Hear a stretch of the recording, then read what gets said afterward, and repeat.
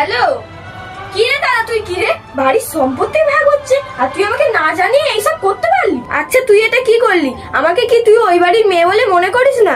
না আমার বিয়ে হয়ে গেছে বলে আমি পর হয়ে গেছি? আচ্ছা, পর হই বা যাই হই, বাবা মার সম্পত্তি মানে ছেলে মেয়ে দুজনেরই সমান ভাগ আছে। তুই এটা মনে করিস না যে আমি এখানে আছি বলে আমি কিছু নেব না। আমি বিকেল বেলায় যাচ্ছি, গিয়ে দুটো সমান সমান ভাগ হবে। আমি কোনো কথা শুনতে চাই না। তুই এটা ভাবিস না যে আমার বিয়ে হয়ে গেছে বলে আমি আমার বাবার সব সম্পত্তি ছেড়ে দেবো। তুমি এতক্ষণ কার সঙ্গে কথা বলছিলে? আমার দাদার সঙ্গে? আমার দাদা এইসব কি বলছিল? সম্পত্তি ভাগ হচ্ছে, ওরা আমাকে কোনো জানানোর প্রয়োজনই মনে করেনি। ওরা তো ওই বাড়ির আমাকে মেয়েই মনে করে না। আচ্ছা, তোমার বাবা মা যে ওখানে থাকে তার দেখাশোনা কে করে?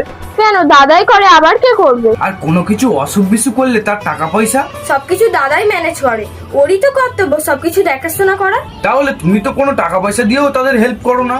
তুমি এইরকম ভাবে বলছো কেন? আচ্ছা, তোমার মা বাবার দেখাশোনা যদি তোমার দাদা বৌদি করে, তাহলে তোমার সম্পত্তির ভাগ কি করে হলো? হ্যাঁ, আমার অধিকার আছে, কারণ আমি ওই বাড়ির মেয়ে। ও আচ্ছা, তুমি একটা কথা মনে রাখবে, আমারও কিন্তু একটা বোন আছে।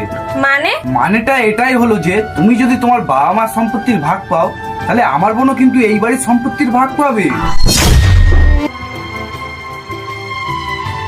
সরি, আমার ভুল হয়ে গেছে, তুমি আমাকে ক্ষমা করে দাও।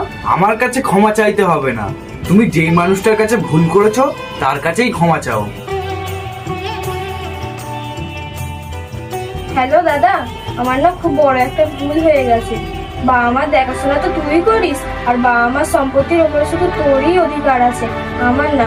আমি শুধু শুধু তোকে এতগুলো কথা শোনালাম, পারলে আমাকে ক্ষমা করে দিস। রাখছি।